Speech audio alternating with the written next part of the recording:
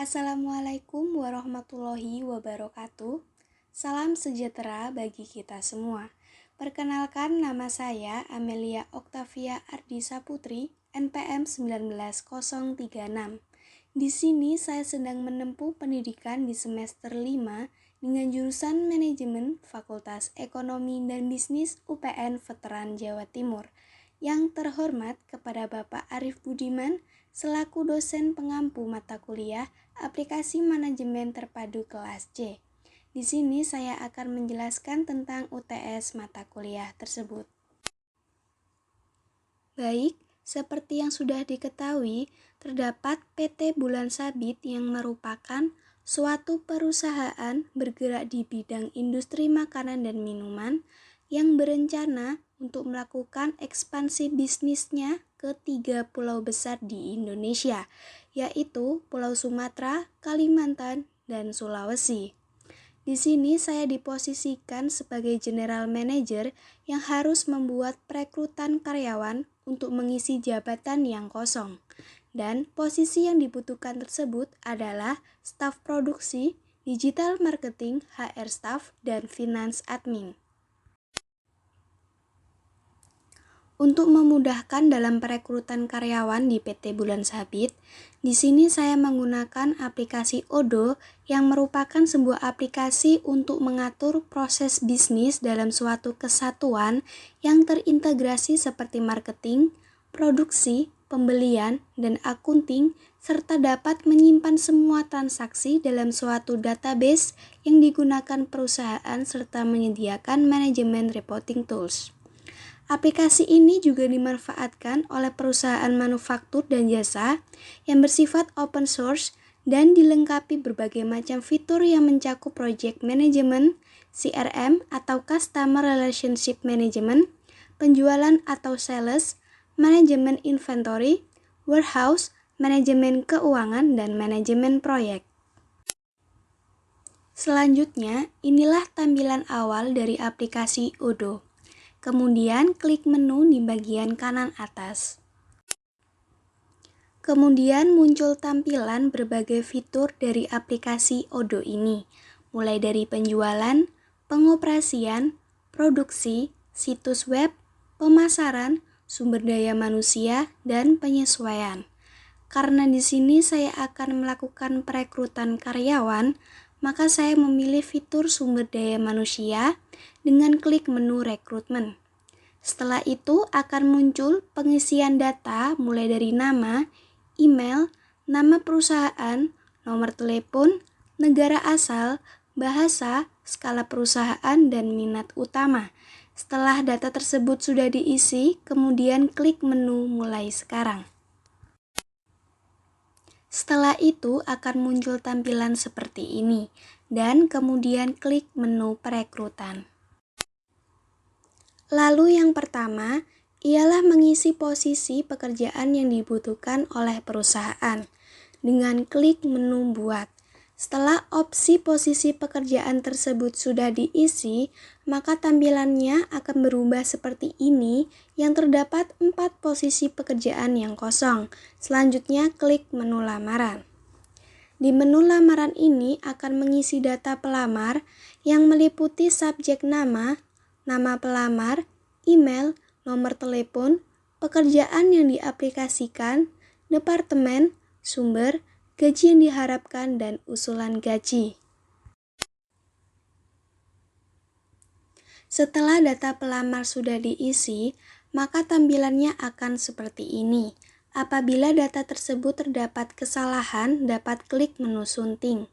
Kemudian data pelamar tadi sudah termasuk dalam initial qualification atau kualifikasi awal. Apabila pelamar tersebut sudah dinyatakan lolos oleh perusahaan, maka pelamar tersebut dapat lanjut ke tahap first interview atau interview pertama. Setelah itu di first interview akan mengisi data lagi yang berupa subjek nama, nama pelamar, email, dan pekerjaan yang diaplikasikan, kemudian lalu klik tambahkan. Proses seperti itu tetap dilakukan hingga pelamar tersebut dinyatakan lolos dari second interview atau interview kedua sampai tahap kontrak proposal. Dan bagi pelamar yang sudah lolos sampai tahap kontrak proposal, maka tampilannya akan seperti ini. Kemudian, klik menu reporting dan klik analisis perekrutan. Dan ini merupakan tampilan analisisnya yang merupakan jumlah keseluruhan pelamar yang lolos sampai tahap kontrak proposal. Karena posisi yang dibutuhkan ada 4, maka saya mengisi 4 pelamar yang lolos dari tahap kualifikasi awal sampai tahap kontrak proposal. Maka jumlah keseluruhannya ada 16. Setelah itu, terdapat menu kalender yang dimana digunakan untuk penentuan jadwal pelamar yang lolos untuk melakukan seleksi perekrutan. Kemudian, klik menu aktivitas. Di tampilan ini ada penentuan jadwal aktivitas pelamar dan tempat upload berkas pelamar yang sudah lolos. Apabila tahap-tahap tersebut telah selesai, mulai dari kualifikasi awal hingga kontrak proposal, maka pelamar tersebut sudah dinyatakan diterima sebagai karyawan PT Bulan Sabit. Berikutnya, terdapat konsep pemasaran dari PT Bulan Sabit, yang meliputi pertama yaitu kemasan.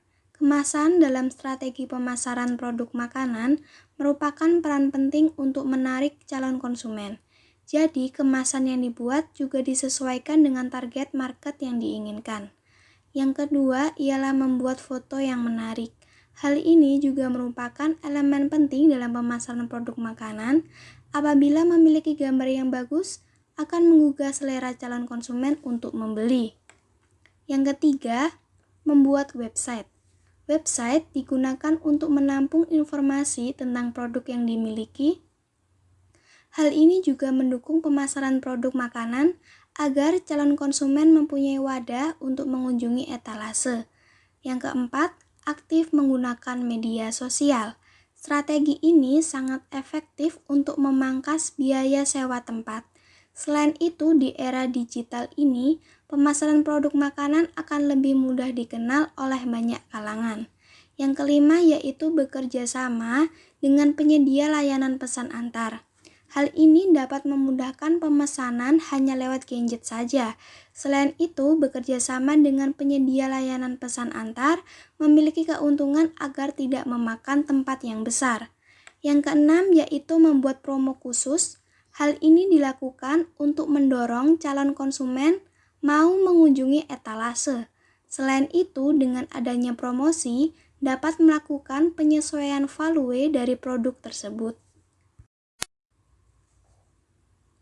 Selanjutnya, terdapat siklus pembelian dari PT Bulan Sabit, yaitu dimulai dengan adanya permintaan pembelian sehingga dilakukannya pemesanan pembelian untuk mencatat kebutuhan stok barang dan dikirim kepada pihak pembeli. Setelah itu akan dilakukannya penerimaan barang, yang artinya menunjukkan bahwa barang yang dipesan dalam kondisi yang sesuai dengan persyaratan. Selanjutnya ada uang muka pembelian yang bertujuan untuk melakukan pembayaran di depan atas sebagian jumlah uang dari jumlah nilai pembelian atas barang yang dipesan. Kemudian ada faktur pembelian yang dijadikan sebagai catatan pelengkap saat pengiriman barang.